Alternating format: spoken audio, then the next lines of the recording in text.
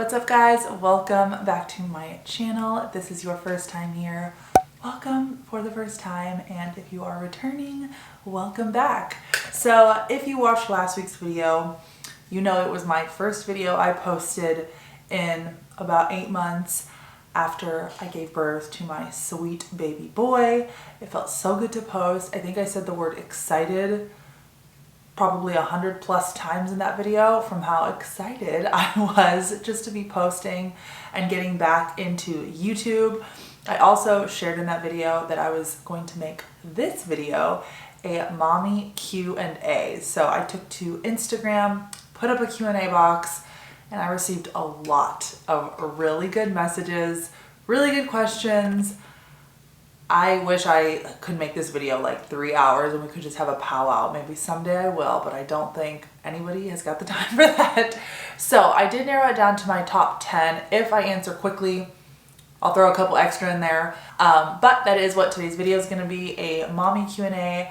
I know that there's a couple of questions that would be considered pretty personal, but I'm an open book when it comes to pregnancy, postpartum, just like everything mom, because it can definitely feel like an isolating experience, like you're the only one going through things, when in reality most moms probably are struggling with the same things you are. So I like to keep it real here, and some of these questions will be very personal, hopefully will resonate with you, make you feel, if anything, like you're not alone in motherhood. But without further ado, let's get right into this video, and I'm going to answer some of your asked questions. Also, don't forget to hit that like and subscribe button down below. I keep forgetting to say that in my videos because I am not used to saying an intro at all anymore. So that's definitely a great way to support my channel and allow me to do this fantastic job on YouTube. So I definitely appreciate your support. All right, let's get into this video.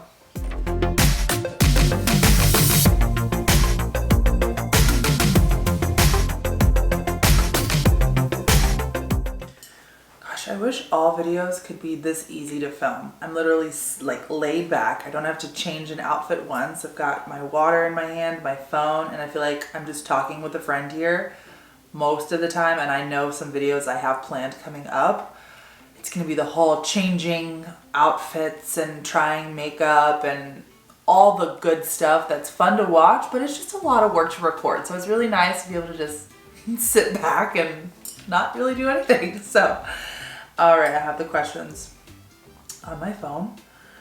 So starting, well, we're just gonna break the ice here, I guess, with a pretty personal one. This person said, talk about tearing. Did you feel it, and how hard was your recovery? So I have actually done a new mom Q&A before on my Instagram. So if you've seen any of those on my Instagram, you know the answers to a lot of these, which leads to getting into more detail on this topic. So if you're coming from Instagram, I've shared that I teared really, really badly, like the whole way. The whole thing just, yeah. So that was really rough. That was not expected. I did everything in the book. I did beyond what was even recommended to avoid tearing. When I knew that I was gonna have a larger baby and that I would be opening pretty wide down there, assuming I was gonna have a natural birth like I did. And no amount of preparation was just gonna prepare my body to open that much for the first time. And as you guys know, baby Bruce was huge. He was 12 pounds. So the body's just gonna do what the body's gonna do. I will say my doctor was amazing in this situation. So when I did start to tear, he saw it coming fast and furious. So I did get an episiotomy so that he could control it better and so that it was a little bit cleaner rather than just all over the place. It was very painful. At this point, my epidural, which I had an epidural, it had worn off a lot. So I do always think of this moment when I do get asked about it. It could have been worse. It for sure could have been worse. I could have had absolutely no epidural, and I could have felt it even more than I did, but that does not negate the fact that I still felt basically every bit of it. It felt like it was just numbed a little bit. But I felt it. It was very painful. And I mean, really in that situation, like, baby's coming. You can't do anything about it. You just gotta toughen up, and really at that point too, you're not focused on tearing and how it's gonna feel or look. You're already feeling it. You don't really care how it's gonna look. The only thing, at least for me, I was focused on was safely getting my baby out.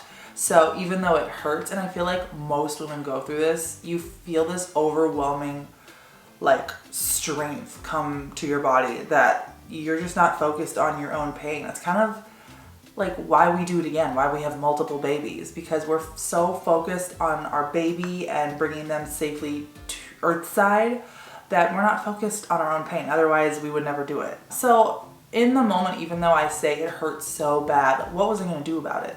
Nothing. So I tried not to focus on it, and I just focused on pushing and my breathing, but it was still miserable. So we'll just leave that at that. And then what was the end of this question? Oh, how hard was your recovery? Honestly, I touched on this a little bit in my last video, but that was the hardest part of postpartum in general for me. My healing from that was about 2 months. I had my, you have your postpartum checkup at the 6-week mark. So that's like a month and a half after you've given birth. And I was still really tender. Now I could function better, but when the doctor had to go check, I really begged him to just be as gentle as possible. I was in no way ready to have a regular checkup where they can just like insert things and do whatever they want without being mindful of an injury. So it took me out like a full 2 months to be able to walk on my own comfortably, to be able to drive again, to be able to start to live life on my own without worrying about the pain from it, like randomly hitting me harder than other times. So in sum, that was the hardest part of my postpartum journey, was just healing from the tear. It affected every single thing I did. Showering, I couldn't shower without Nick's supervision. Going to the bathroom, for a little bit I actually needed his help to go to the bathroom. It was just really hard, and recovering from that while taking care of your newborn baby, it's a lot of work. So if any of you mamas are currently in that short but what feels like forever season of having a newborn baby, you got this. This too shall pass. You will get to the other side. Life will resume as normal again, I promise you. Also, this may be TMI, but I know at least one of my biggest concerns, and I know every single woman thinks of this, especially if they're pregnant or wanting to get pregnant, is will that area be the same again?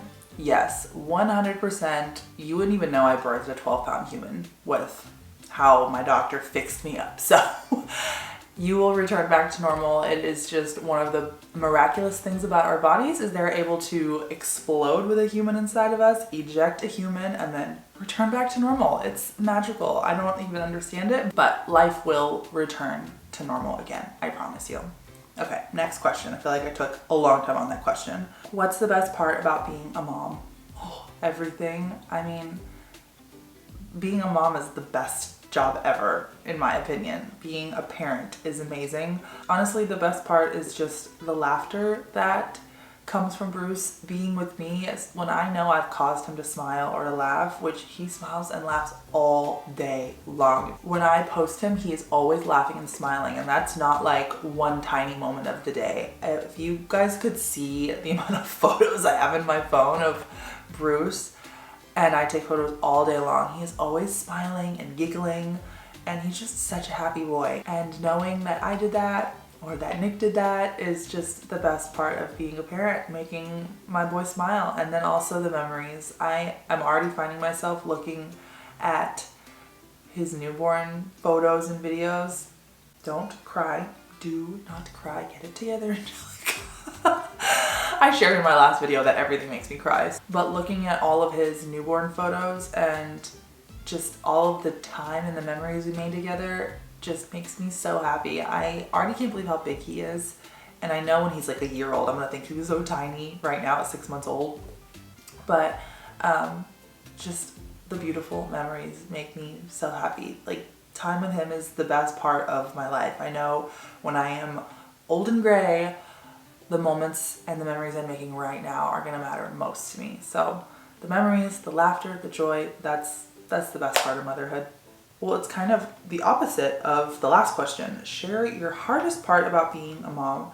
Love that you answered these types of questions. Like I said, I always try to give a good range of questions or answer a good range of questions, because if you're a mama, we've all been through the same thing. It just isn't talked about that much, so try to keep it real here. But the hardest thing about being a mom for me is the time management. I definitely struggle with mom guilt. And what I mean by time management, let me back up, is pre-pregnant, I loved working. I would work in LA as a plus size model, and I would do my social media. Then when we moved to Texas, I did social media as my main source of income.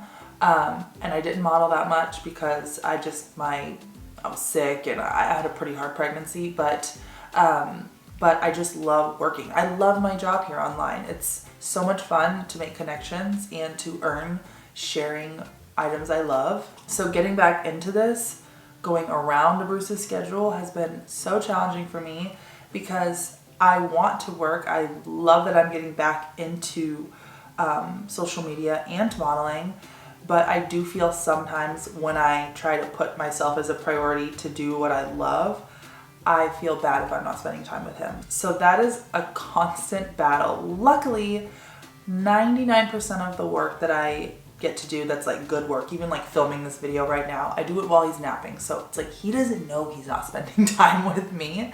And this is really the only time that I can get my good work done while he's napping. If he's awake, I need to be with him. I need to entertain him or teach him or read him or do all the mom things. So that's definitely my biggest struggle, my current struggle, because even though I'm finally getting it, like he's on a really solid schedule and I roughly know what hours in the day I'm going to have to myself, sometimes I just want to hold him while he sleeps. And I know if he falls asleep on me, I'm not moving for 2 hours and I'm getting no work done. And sometimes that's all I want to do. And I do that. And then I feel guilty for not working. So sometimes I just have that battle in my head of not putting myself first and feeling bad and feeling like I should. And then if I do put myself first, having mom guilt because I'm not with Bruce. So that's just currently what I'm struggling with as I get back into work.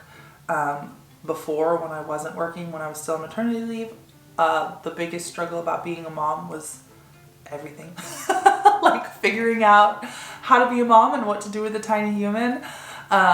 It's a lot, and there's no way to learn how to do it other than just doing it. So this question, if we're talking about straight postpartum, could last like 10 minutes. So I won't go into that, but my current struggle is mom guilt and time management and putting myself first sometimes. The whole ball of that. That's currently what I struggle with. Okay, next question. How has your husband helped you as a new mom? Wow, that's a good question. He's helped me in every single way, like literally every single way. When I think back at the fresh postpartum phase when Bruce was a newborn, I could not have done it without him. He was like super dad, because you guys know I couldn't walk. So he not only was taking care of the baby, helping to take care of the baby, he was taking care of me full force. I could not do anything. I couldn't cook. I couldn't go to the bathroom by myself. I couldn't shower. I couldn't walk. If I needed anything, he had to do it for me. So I pretty much owe my sanity for the first 2 months postpartum to Nick, because he was the biggest help and he did everything for me. Not only did he do the bare minimum, if you will, of making us food and making sure I had what I needed for Bruce.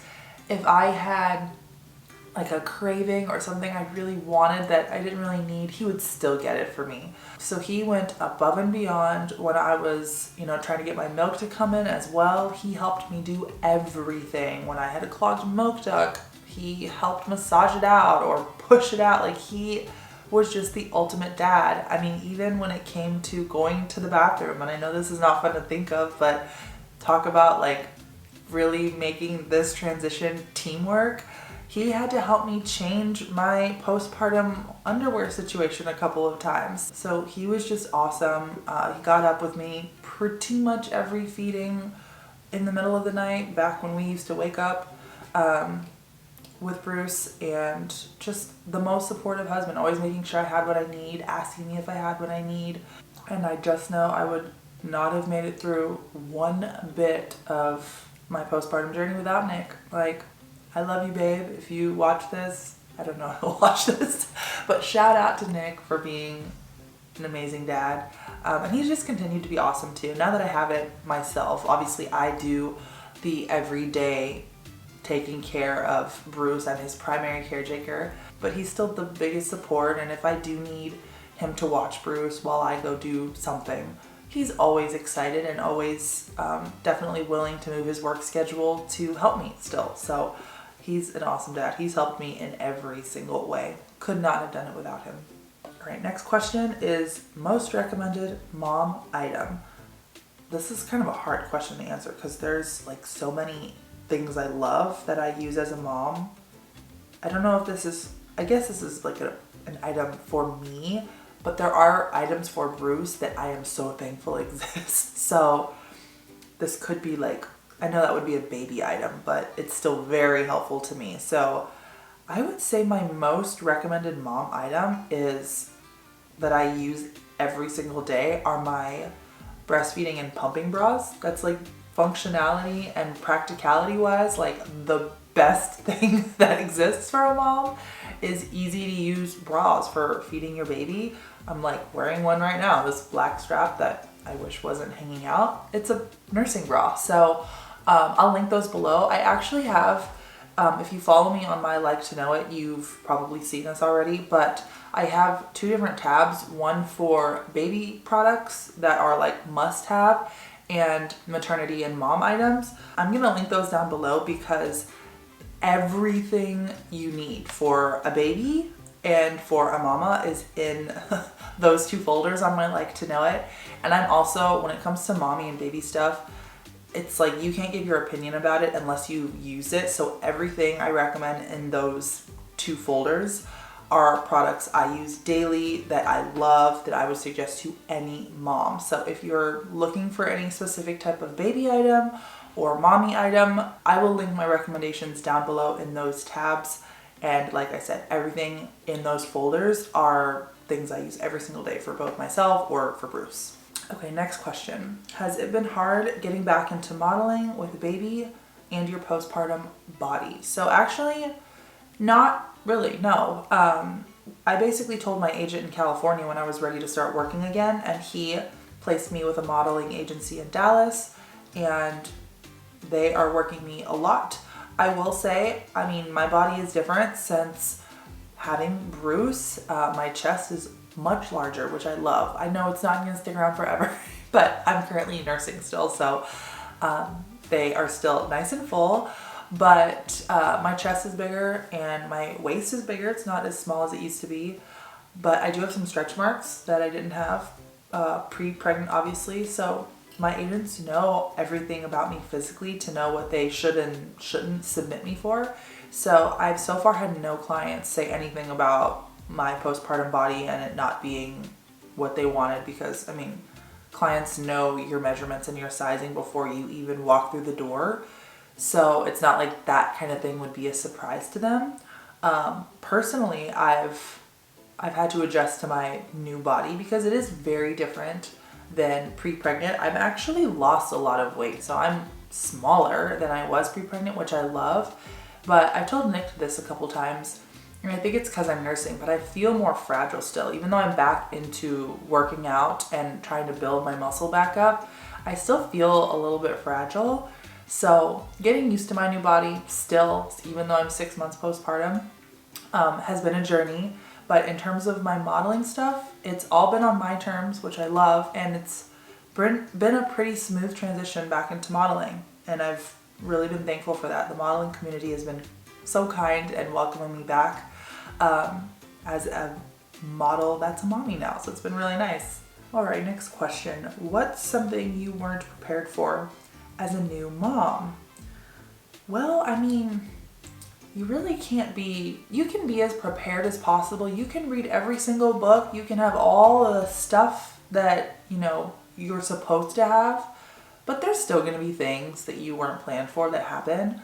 I wasn't prepared for a recovery as intense as mine was. I really thought that I would have a couple weeks of discomfort and then be back to normal. I didn't think I wasn't going to be able to walk for basically 2 months.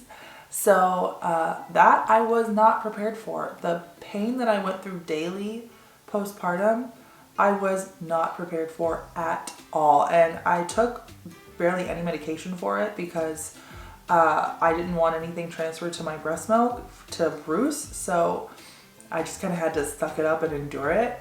So that, I would say, just the whole postpartum recovery part for me, I was not prepared for at all. Like, it just, when I think about it, sometimes I'm like, how did you do that, Angelica? But that's the beauty of a new mom, is you just do it. Or I think moms in general, you just do the dang thing. You don't complain because you're also so thankful you have a beautiful baby. So it's such a win that you don't even focus too much on the hard parts about it, at least for me. And I think if I didn't have that mindset, I never would have gotten it actually happy, which would have been a shame to have missed out on all the beautiful moments of Bruce's first 2 months of life. But that's just me. So, all right, next question. Has being parents put a strain on your marriage at all? This is a really good question. It's also a good opportunity to say that a baby, I think, will either make you or break you. So when you decide to have a baby, you better be sure that it's with somebody that you trust and you know will support you and be there with you and, you know, go through some hard stuff with you. You know, in life in general, we all wear many hats. We're husbands and wives and mom and dad and friends and teachers, and you know, we all wear so many hats. But when you are taking care of a newborn, you pretty much just only wear the parent hat. And I mean, you wear the parent hat for forever. I haven't taken that hat off yet, and I will not for the rest of my life. But you are not focused on your spouse other than making sure they're okay as a new parent as well. You're not focused on going on dates and, you know, looking sexy for them and hoping they think you're not focused on that. You're focused on getting enough energy to wake up at 3 a.m. to feed your baby. You're focused on the millions of diapers. You're focused on getting your baby to stop crying and making sure you produce enough milk the next day. You're not focused on the romance of your marriage, and it'll come back to normal. Like, Nick and I have our regular date nights now, and we prioritize our marriage, and it's fantastic. But we went through a season of not doing that when Bruce first arrived because that was not the priority, and we both knew that. So we clearly communicated that to each other too before Bruce arrived, so there was no like disconnect in what our expectations were as new parents. We knew we were just going to be all in and focused 1000% on baby Bruce, and we were okay with that. So I think a good way to avoid any marriage strain is to talk about life postpartum and try to have the most realistic expectations as you can have set in place. There's only so much, like I said, you can prepare for being a new parent. And also know that you guys are still going to have beautiful moments and your spouse is still going to show all the love to you.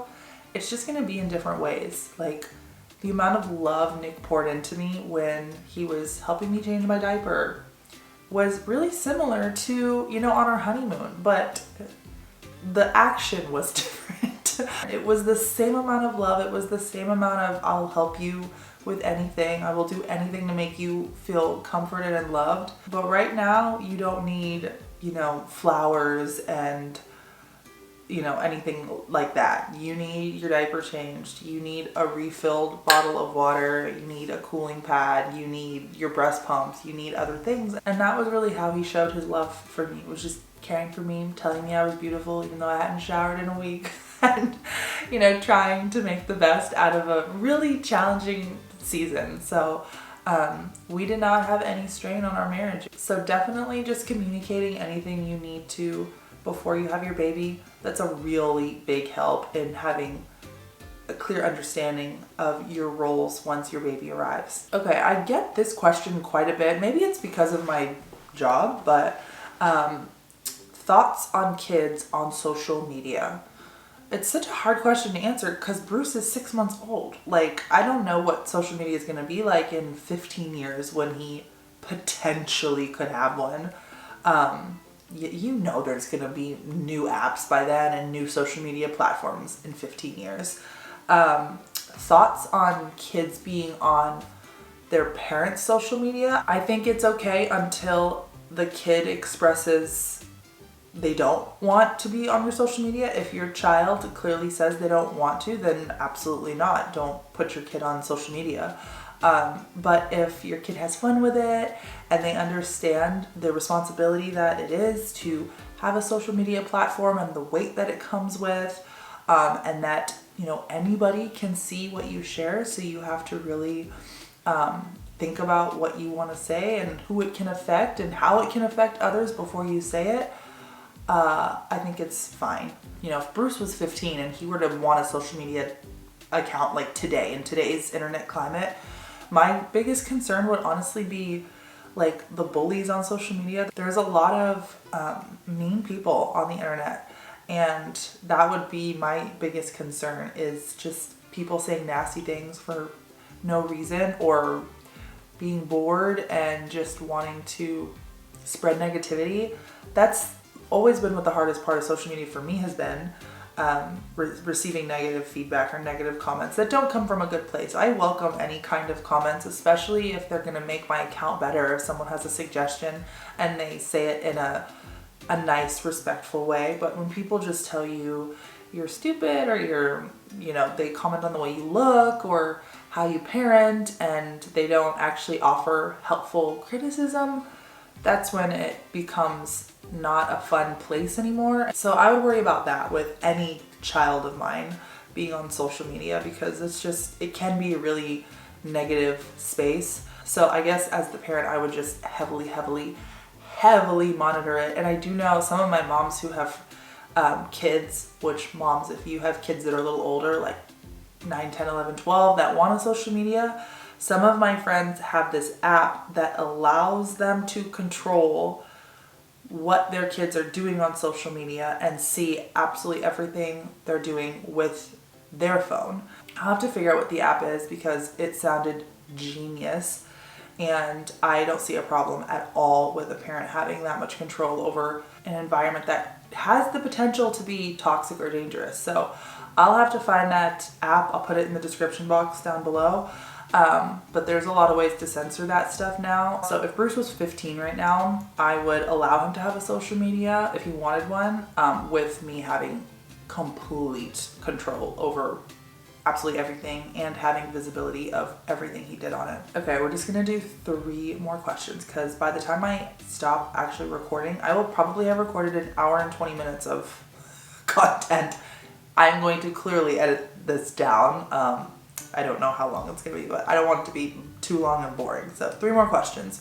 Okay, did you have trouble breastfeeding at first? I didn't have trouble breastfeeding, but my milk took a little while to come in. It took like a whole week. So I did have to supplement that first week with the little bottles that they provide for you at the hospital. Luckily, they gave us so many, so we were good for that first week. And then as soon as my the colostrum and the rest of my milk started coming in, I was saving every little bit and giving it to Bruce. So pretty early on, he was actually, even at the hospital, I had like a drop of colostrum come out. So we would still give him that, and then we would have to give him the actual little bottles, because when he was born, he literally came out like looking for the boob, looking for food. But my milk, I had no milk. So he had 2 of those bottles that are, I don't even know how many mLs they are.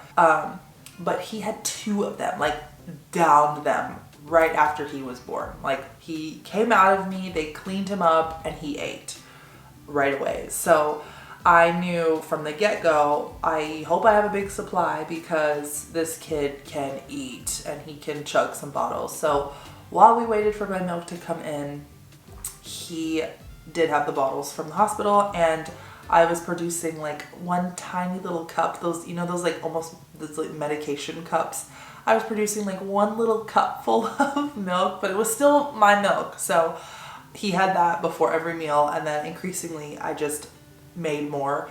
And it took about a full week for me to actually be able to produce between both breasts like one meal for him. So I did a lot of pumping first because I was just doing everything I could to get my milk to come in. And so he did a lot of bottle feeding at first. Once my milk had come in and I knew I was good to go, we did breastfeeding, but he always did a hybrid. I never exclusively breastfed. Also because once he started to breastfeed on me, maybe it's because I pumped, but my flow was incredibly heavy. And so he latched on just fine. We, thank goodness, had no problem with him latching. But after he got my like nipples stimulated and my letdown started, it like poured out all over him. It was, I felt like I was waterboarding him. Like it was bad. So we didn't get to breastfeed as long as I had thought we would. We did it for about 3 months.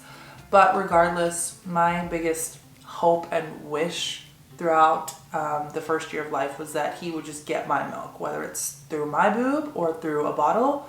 I'm fine with either one as long as it was my milk, which thankfully for 6 months, it has been exclusively my breast milk. So I've been very thankful for that. And now I pump. I'm an exclusive pumper. I love that I'm able to give him my breast milk.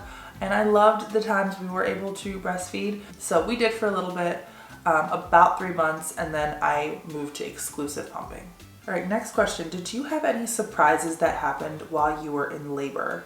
Actually, yes.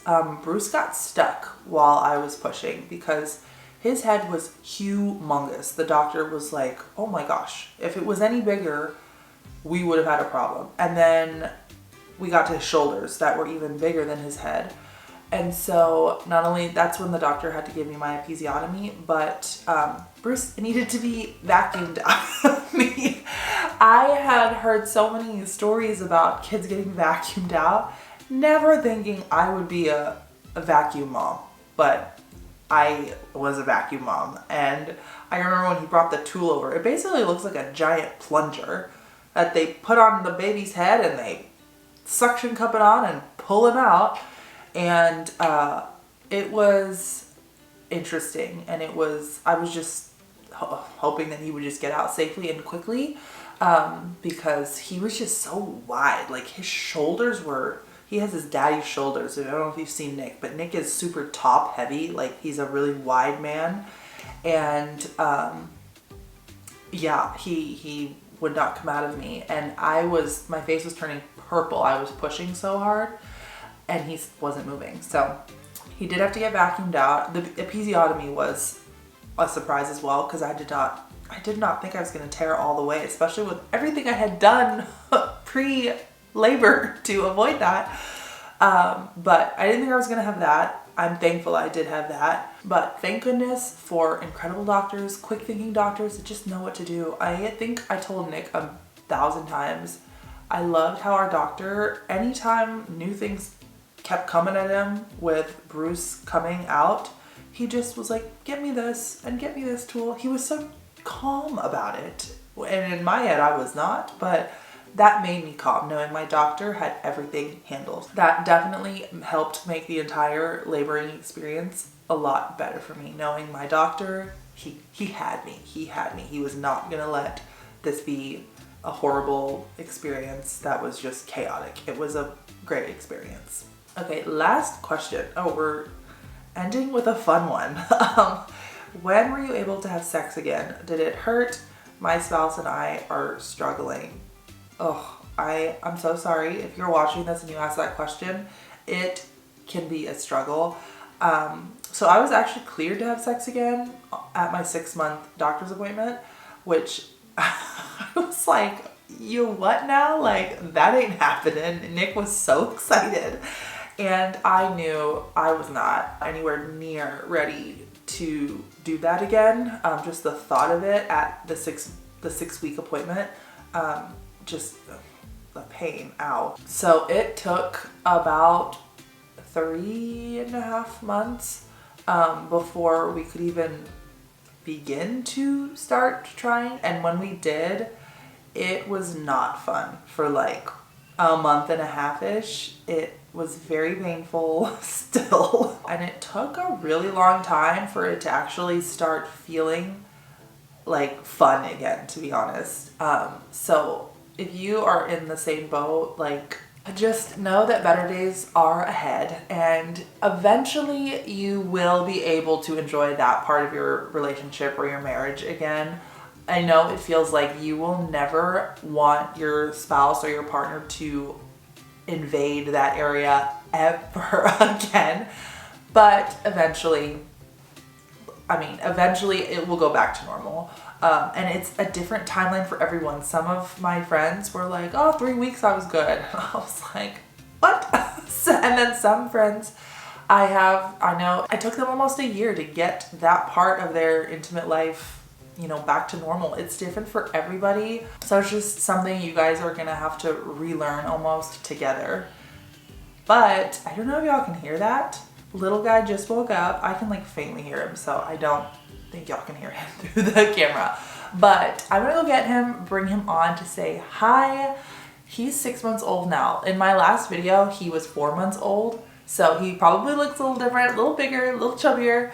I'm gonna go get him real fast and bring him on to say hi before we close out this video. Oh yeah, this is a bright room. You say hi, YouTube. It's me, Brucey. Oh yeah? Did you just wake up from a nap? Look at all the lights. Oh, you see yourself in the mirror. Bruce just woke up from a nap. He is a big 6-month-old now, which you guys, we had his 6-month-old appointment last week, and like four days ago, he's 26 pounds at 6 months old. Like, so big. He doesn't miss a meal, clearly, and he's about to eat right now, actually. But he's just a big, happy boy. He loves his sleep, he loves his food, he loves his toys. Yeah, buddy.